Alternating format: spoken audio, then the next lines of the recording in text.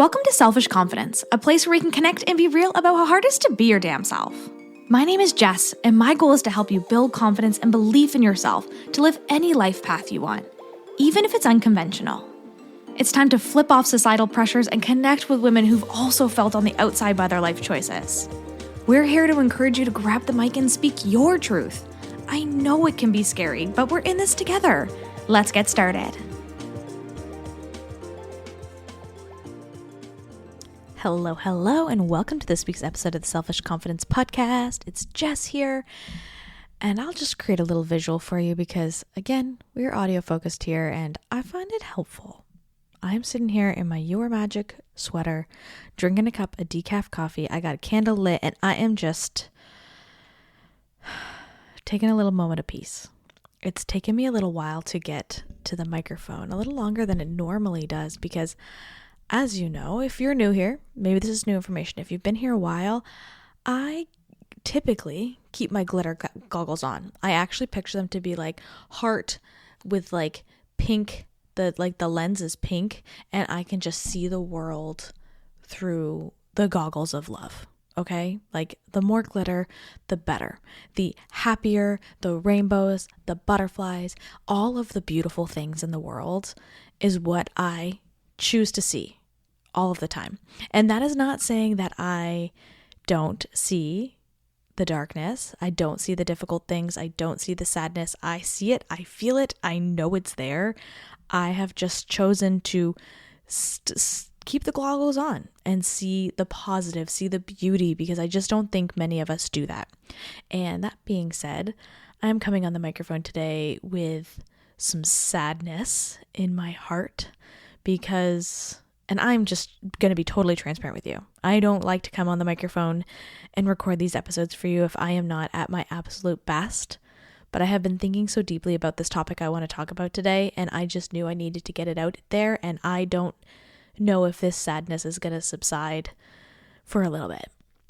So we are a year this week since we said goodbye to our big, fluffy, beautiful cat, Murphy.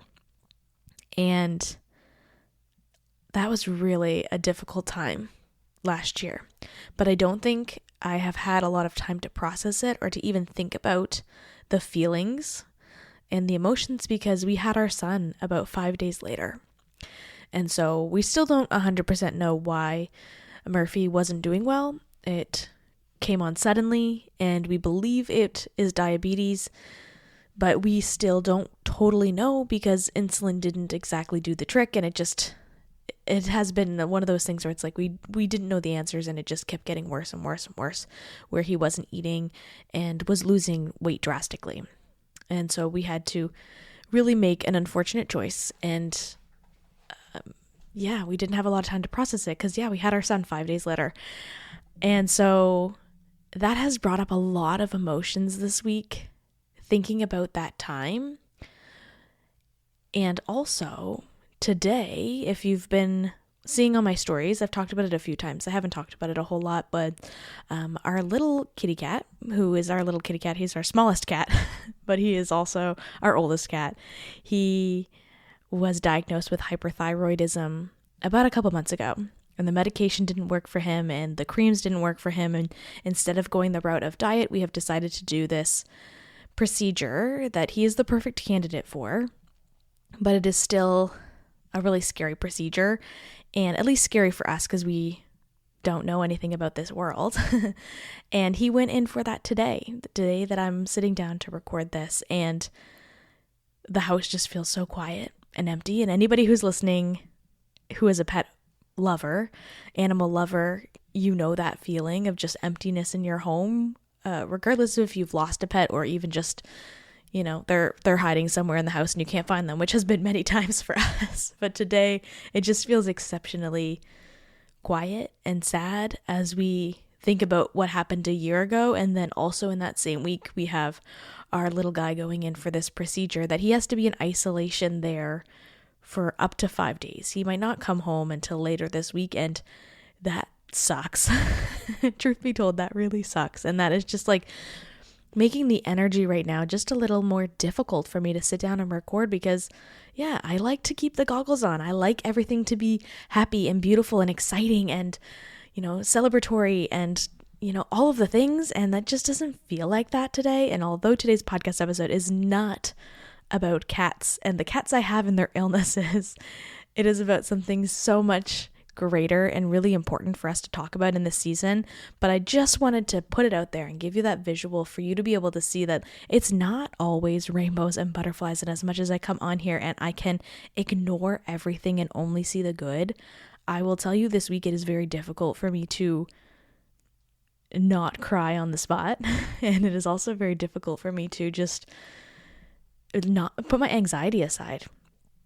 Definitely to put my anxiety aside. And yeah, it's not all beautiful. It's not all rainbows and butterflies over here at Selfish Confidence, but I can tell you, I am always hopeful. And I know that come the end of the week, he will be back home and things will be fine and everything will be good again. It's just this waiting period that really, really sucks. And so I appreciate your thoughts and prayers if you are listening to this in real time and want to send a little love to my little guy. But yeah, it's just like a weird coincidence that it's literally happening in the same week. And all of these unprocessed emotions and feelings of a year ago are coming up again, not just because it's been a year, but because we're not necessarily facing it, because there's a lot of hope that there's a much better outcome for this procedure than for Murphy's, but it still is it just feels weird. It's just like, what a weird coincidence. But that being said, let me put my glitter goggles on for one more moment and say that also means that we are celebrating our son's first birthday in about a week's time, a week and a bit, if you're listening to this in real time. And it's just wild to think about being parents for a whole year and how much my life has changed, how much our lives have changed, and how much he has grown and evolved into the just like coolest, funny little dude who is just always on the move, always getting into everything. There's literally books all over my house all the time. He's just obsessed with turning the pages of books. He can't read, obviously, but it's just been such a wild year to go from this tiny little thing that came out of my body to what he is now, this massive kid who's just on the go and exploring and making friends and living his absolute best and happy life. And from a human design perspective, he's a projector. He's just like sitting and watching kids playing and just like, I love seeing how much he has grown. And I'm really excited to see and continue to see his growth. But yeah, it's both this great sadness right now and this great excitement for celebrating our 1-year-old. So two things can coexist at the same time, right? There can be sadness and there can be joy in the same chapter. And it's just part of being human, right? I think for so long we have only seen one. Like if we're in a darkness, we're in sadness, we're in anger, we're in despair, right? There could not also be joy. There could not also be happiness, but that's not true. We are humans with so many different emotions and feelings and energies and thoughts, and I'm just sitting here in the middle of them all, crying all the time, but that's just what it is, right? So I just wanted to kind of paint that for you today before we got into today's topic, because it just helps, I think, to know the humanness of the person who is sitting on the microphone. And I'm just not one of those people who's ever going to hide what's really going on and how I'm really feeling, even though I am a chronic optimist and I'm going to see everything through the glitter goggles. I'm going to see it through the glitter goggles. But yeah, the house is feeling a little tense and a little sad this week, but that's okay, because today I actually wanted to talk to you. Oh, before I get into today's topic, I know, crazy, my brain's all over the place a little bit, but I wanted to remind you that we have 2 spots open for the Barbados retreat happening May 3rd to May 9th, and I am so excited about this retreat. The villa that we are staying at is next level, like absolutely incredible with a giant pool and the perfect space for us to be able to do our confidence workshops, our daily confidence workshops. I have these incredible tours planned for us that we're going to tour the island, and we'll take our catamaran tour, and we're going to see some turtles, and we're going to go for a delicious dinner out, and we're just going to truly experience the island in the best touristy but also local vibe, because I lived there for almost 2 years, and the last retreat we went to 2 years ago was mind-blowing, beautiful experience, best retreat I've ever put on, and a week of being together with incredible women is life-changing for so many of us. And this is going to be next level, same kind of energy.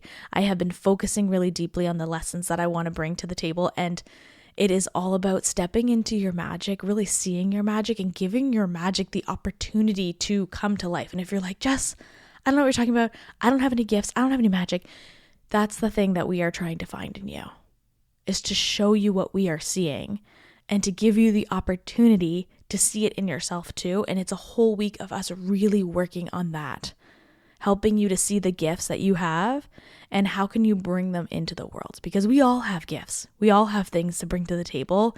And sometimes it just takes someone else holding the mirror up for us so that we can finally see it in ourselves. And that's what this week in Barbados is all about. So if you are looking for a week to dive into your confidence, to hang out with incredible women, and to experience an island that has been life-changing for me, and I know life-changing for you too if you come on this trip, check out the show notes or send me a DM so that we can chat. There's no commitment in you sending me a message just to get the information and for us to connect on it. I can send all the details over to you, or you can also check in the show notes and get the details there too. But there are 2 spots open, so a spot for you and a spot for your bestie. You can share the room, or if you're listening to this and you're like, I'd love to come, but I don't want to share a room, we can also make that a room to yourself. I can give you the information for that too. So just send me a message if it's something that's kind of pulling at your heart a little bit and you're like, a week in Barbados with Jess, that sounds pretty incredible.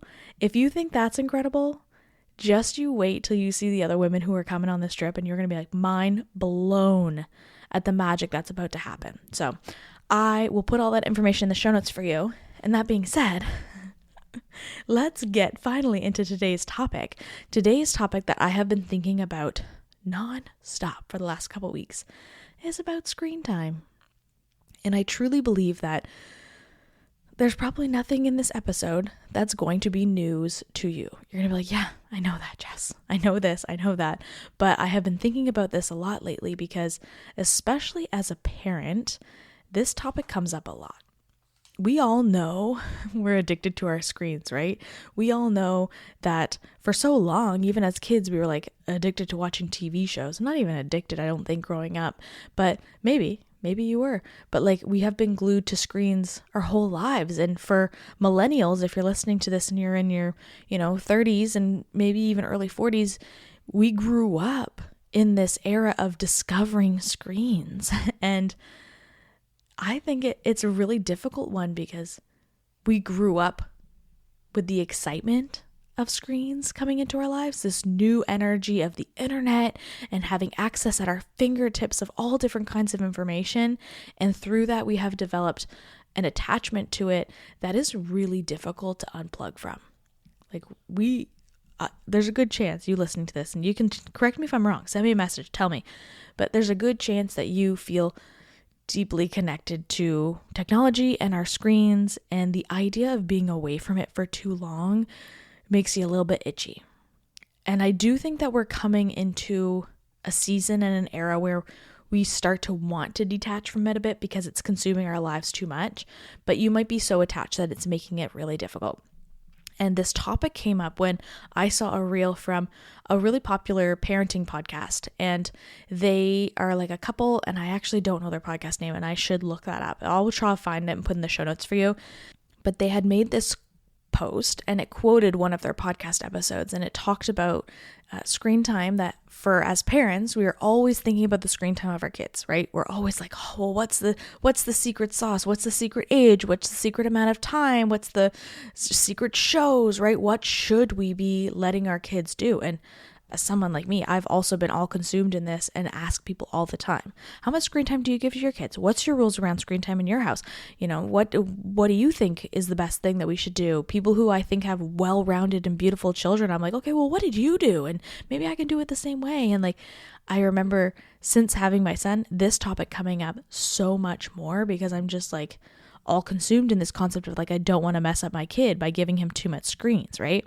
And in this post, it had said like, if you want to be concerned with your child's screen time, instead of thinking about how many hours they're getting and how much time they're getting, put the lens on yourself. How much time are you getting? Stop caring so much about your kid's screen time and start caring more about your own. And it was like this light bulb moment for me of like,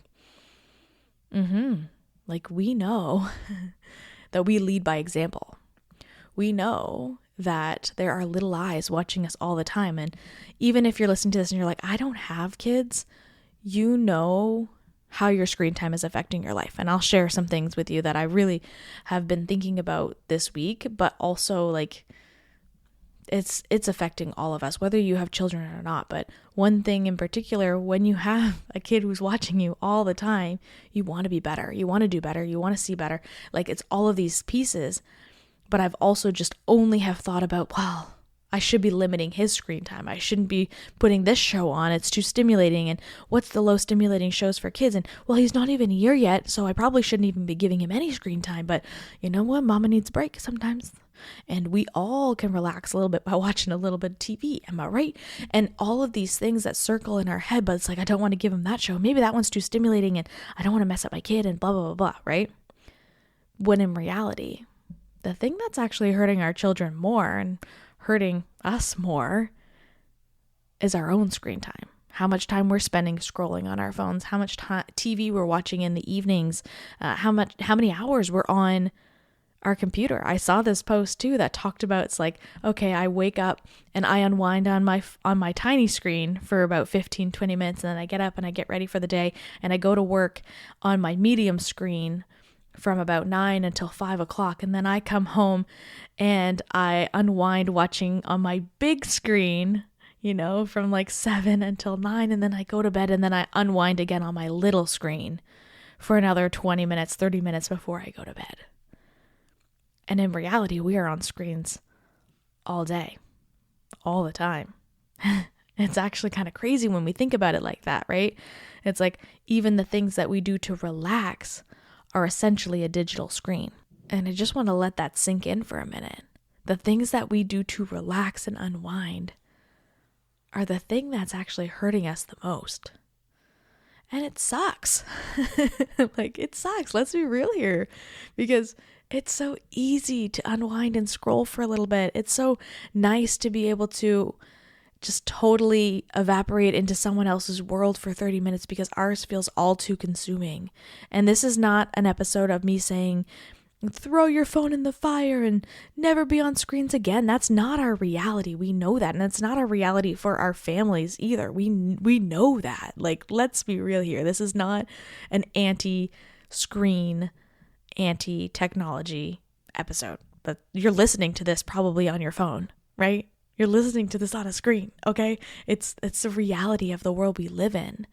But I do think there are some things that we need to consider when it comes to our screen time, because we had a sisterhood call not that long ago. I think it was probably in November. And there was a few of us that got on and we talked about some things that help our screen addiction, but also just like how much time we're really spending on our phones. And oftentimes we're talking just our phones, right? We're not talking about the screens when we're working our day jobs or even our TV. Like, it can be just our phone, and the hours that we can spend on that thing is next level. And I've been working with one of my clients, and we put her screen time into the thought of like, that could be a full day's work. That could be like an 8 or 10 hour day that I'm putting in at work that I'm spending on my screen. Imagine what I could be doing with that time. And I know easier said than done for us to cut back and to move that time into something else, because it's so easy just to grab our phone and scroll for a few minutes. But this habit is significantly hurting our mental health, our social health, our children's health, our family's health. Like, it is significantly making an impact.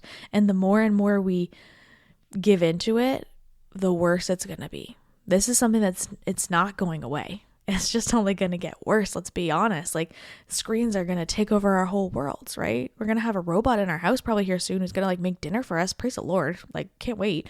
But also he's going to have a screen on him, and his name's probably going to be like Ralphie or something, and he'll be the robot, but he'll also have a screen and he'll have a tablet in it, and we can watch our shows all the time. We don't even have to cook anything anymore. Anyways, this vision that I have of the future is quite wild, but seriously, it's only going to be more screens. So if we can get a better control on this issue that we're having now, I think in the long run, we'll be able to adapt more to all of this new technology that's coming in. And again, not anti-screen, not anti-technology. I'm so grateful for this gift. Without social media, I don't think I'd be as confident as a parent as I am, because I've connected with friends online. I just went out to the indoor playground with my kid and friends that I met on the internet, okay? I have people who I can text quickly when I have a question. You know, I had a question about something with my little guy this morning, and I could easily take a video, send it to a friend, and ask them what they thought too. I could take a picture of my kid's poop and put it on the internet, and people would have opinions about it, okay? Like, there is so much that we can do that our parents didn't have, and I'm so grateful for that. I feel so much more confident in who I am because I have these tools in my pocket that just weren't accessible 30 years ago. But these tools can also work on those negative pieces. It can hurt the comparison. Think about, I bet you could think about an account right now that you compare yourself to, that you're just like, oh man, that girl got up and got her workout in at 6 a.m. and I am still scrolling on my phone. Ugh. That lady made a healthy meal for her family and I grabbed McDonald's again. Ugh, I'm the worst, right? It also can have this very negative effect on us, the comparison, the increased anxiety from being on our screens, not even just from the comparison standpoint, but that scrolling effect. It is hurting our brains. The dopamine that we are getting from a quick scroll is not reality. We can't get that in our regular life, right? It's something we can only get from that quick 6 seconds reel on our phones. And that's definitely hurting things. I've also significantly noticed a decrease in my memory, which terrifies me because there is Alzheimer's that runs in my family. And I have just noticed it more and more that I can't even remember a week ago. I can't remember even when I send reels to my partner and he's like, oh yeah, I saw you sent me some. And I'm like, I don't even remember what they were because we are watching so much content. We can't even register what we're watching. I saw a post once that talked about how much we're actually consuming. Like, what we consume in a couple hours is more than what our grandparents consumed in like a week. We are getting constant information all the time. And it's creating negative effects in our brain because we just don't have to think like we used to. Isn't that crazy? Like, I don't have to think about conversions for measuring cups because I could literally Google it right now.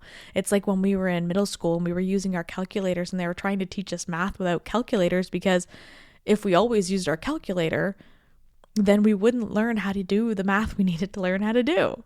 It's the same thing with these tools like ChatGPT and, AI functions and Google and all the things. There's so many things we don't have to know how to do because we have it at our fingertips all the time, which is great because that saves room in our brain for other things. But it's also hurting our brains because we're not firing some of the receptors that we need to have a healthy and beautiful brain. Our brains are just shutting down because we don't have to think. But that's not going to help us in the long run. It is not helping me now. I know that, especially when it comes to my memory. So I've been trying to think more lately on ways that I can increase my memory function and ways that I can decrease my anxiety without this screen that's attached to me all the time.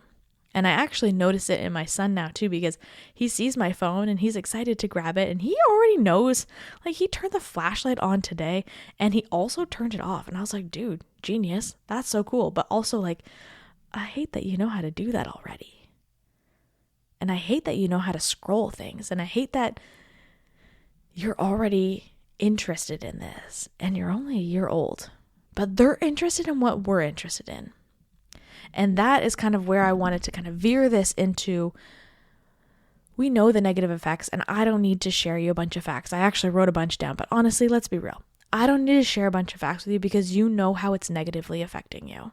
And if it is positively affecting you, I also want to know that too. Send me a message. We probably wouldn't have connected had it not been for technology and for screens.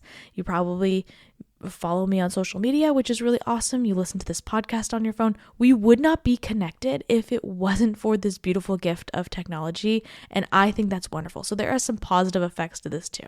We are besties. We are sisters because of this gift that we've been given. But I have a good feeling that you listening to this podcast, I hope this isn't one of the things that increases your anxiety. This isn't one of the things that is having a negative effect on your lives. For me, podcasts, audiobooks, they're not the things that are the issue right now. For me, it's scrolling on social media. It is spending too much time getting content that I don't even want to get. And honestly, a lot of it's really boring. Let's be real here. So I know that this isn't the issue, but there are issues out there. And you know what yours are. Maybe you're addicted to Candy Crush. I see you. I see you, my sister. I am not judging you for that, okay? That one's a tough one. I love Candy Crush too. Maybe it is, reading books on your phone, or maybe it is for you a certain particular app that you're on a lot. Like for each of us, it's going to be a different thing, and you know what it is. So I'm not going to give you any crazy facts, even though I wrote some down. But I'd rather spend more time giving you solutions than focusing on, some jargon that just doesn't really matter. We know what's going on here, okay? So let me just share a couple things with you that I have found to be really helpful to help decrease my screen time. And this is really only in the last couple weeks, okay? Because I have had Find Hobbies Off My Phone on my vision board for over a year now. And I'm still figuring out and navigating this, especially as a new parent, where it's easy to just grab your phone. That's the first thing I want to grab. But it is so important that we start to have some things that are off our phones. So some of the things that have helped me in the last couple weeks especially, I downloaded an app called Be Present. It popped up on my, Instagram ads. They're like, girl, you've been on here a while. Okay, I think you need something. And I was like, you know what? I'm going to give it a try. And although it annoys the crap out of me because I set parameters that I don't think they're unrealistic. They're totally realistic. But sometimes you're like, I just want a few more minutes. But I don't want to ruin my streak. So it sets a screen time as a whole. It sets a screen time limit for you, whatever you choose that to be. It could be 12 hours, whatever you want it to be. You can exclude some apps from your screen time. I wish you could exclude specific apps. It's almost like you can exclude a chunk. They section them into certain chunks, and you can exclude a chunk of apps, but I wish you could exclude specific ones, because sometimes my son could be on FaceTime for hours with family during the day, and I don't think that should count as my screen time, because it's not mine, it's his. Put that on his count. Anyways, that being said, it is a really great tool, and I set up the parameters that I can only open up my social media apps specifically, different apps, 10 times a day and for 5 minutes at a time. I will tell you the things I can do now in 5 minutes. I'm often closing the app before that 5-minute mark even comes, because I know I have enough time to check these couple accounts I want to check, or post a reel really quick, or do this or that. I will, if I have to, do more time, but I'm actually really enjoying that it's cutting me off at 5 minutes. You can go again and again if you want to, but it's almost like cutting in my head the time. And I know now it's in 5-minute chunks, so I can plan things when I'm rocking my son and he's falling asleep in my arms. That's I do a chunk on Instagram, a chunk on Facebook, and that's 10 minutes. That's enough time for me to put him down. And I'm like, okay, walk away. He's asleep, and go do my thing. It's helped me see time differently, and you get less trapped in the hour-long scroll. You get less trapped and sucked in there for hours and hours and hours, because I see you, sis. Me too. Because when I was using the regular Apple limits that they could set, let's say I put 30 minutes on my social media apps, you can very easily ignore for 15 minutes. That's 15 minutes. Like, that's a lot of time. Or ignore all day, right? And you're just like, okay, I'm going to hit ignore and keep going. This is very specific on giving you those 5 minutes. And I have just found it really helpful. It has just helped knock things in my brain. And I'm going to say this, like, that doesn't mean that I'm not also checking my messages or answering messages on my laptop. This just means from a phone perspective, a scrolling perspective, it's cutting me off on my phone. But sometimes if I need more time to go reply to DMs or reply to any comments, I will do it on my laptop. So I just want to be totally transparent with you. That doesn't mean that I'm only spending 5 minutes at a time on social media. I am just trying to cut that scroll time down with this function of the Be Present app. And then I'm using laptop time or work time to really dive into some of these other nitty-gritty things, because sometimes I can't answer a DM in 5 minutes. Like, I need more time to think or process things or write things out. So there are some tools and some little like shortcuts that I'm using that are making that a little easier for me as someone who uses my phone and social media for business. Okay. So just keep that in mind, but it has been really helpful.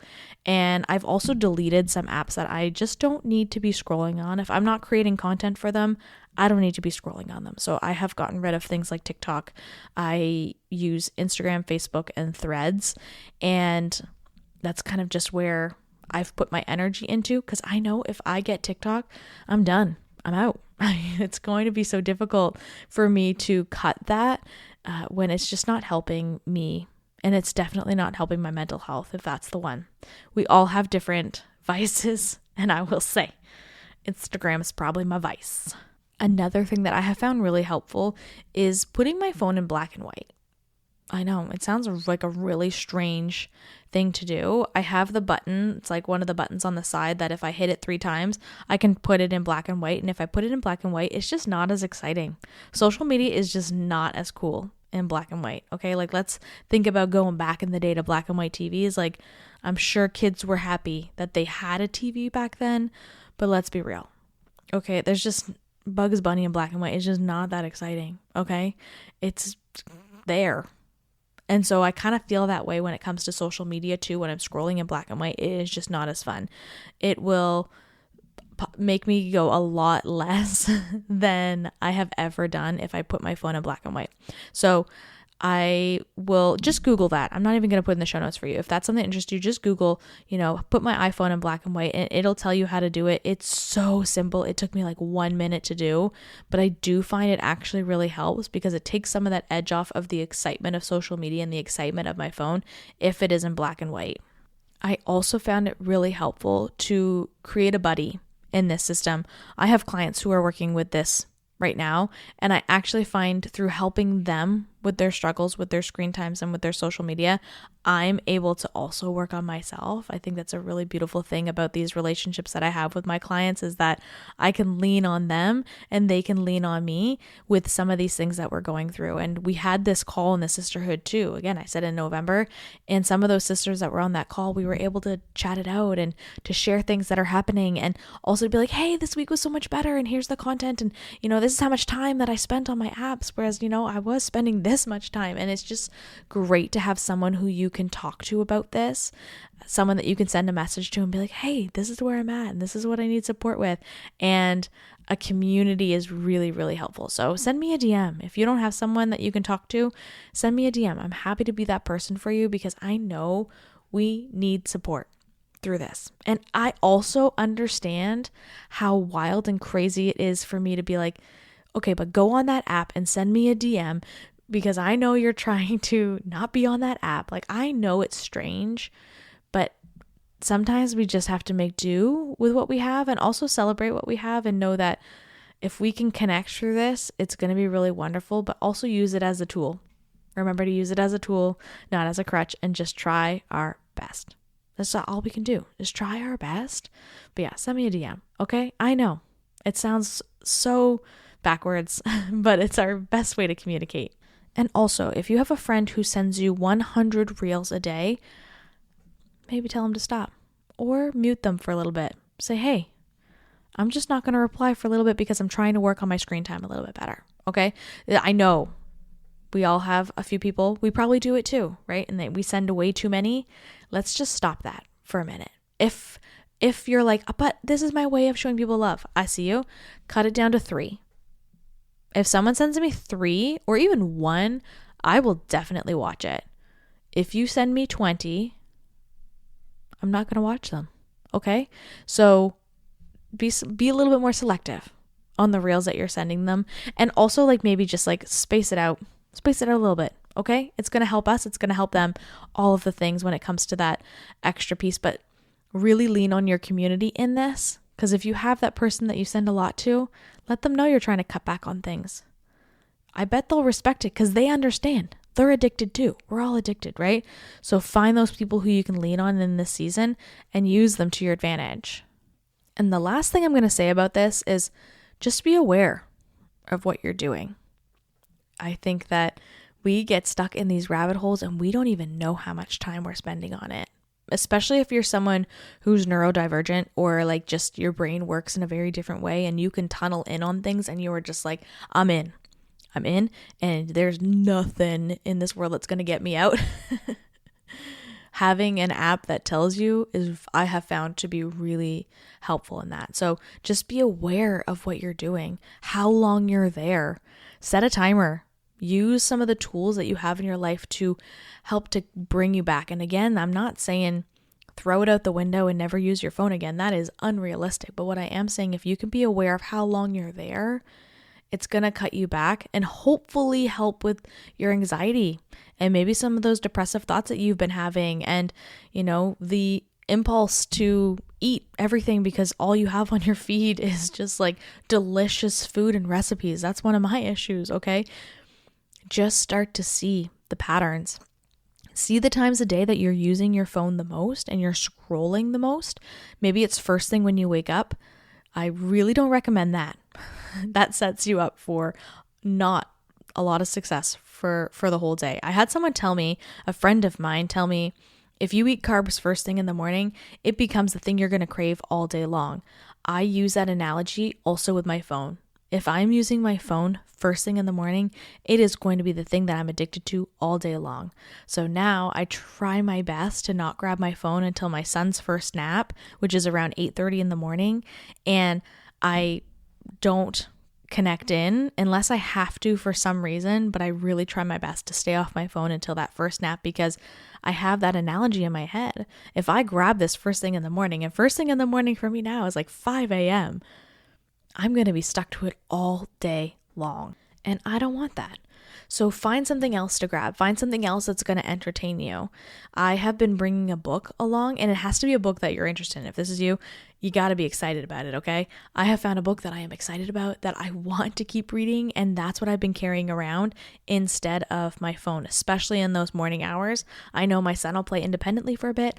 I can read my book, and I have been feeling a lot less anxious by using a physical book versus my Kindle versus my phone for my morning especially. I have also been trying to spend some time listening to podcasts and also just journaling more, trying to get clear, meditate a bit more, move my body a bit more because, and I'm saying a bit more, like I'm not talking a lot of time, little bits, little chunks here and there because my anxiety has been quite high. And I know that, as I mentioned, there are some external factors here going on, but also the phone is not helping. So where can I cut some corners? Where can I make space for me to find hobbies that are off of my phone, for me to find things that bring me joy that are not on my phone? Because I don't want to live someone else's life through the screen anymore.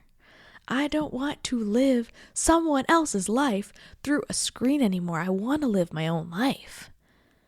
And that comes from putting the phone down, from being present in my own life. And I know it's uncomfortable, but it's going to take some time to just start to feel like yourself again, to feel excited about your life because your life feels boring compared to Sally Sue who's in Bora Bora swimming with some dolphins or something, right?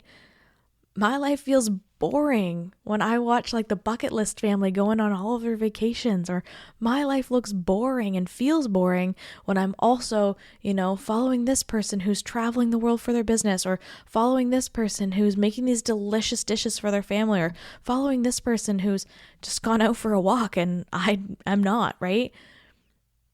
Our life can feel boring. But that's also a gift.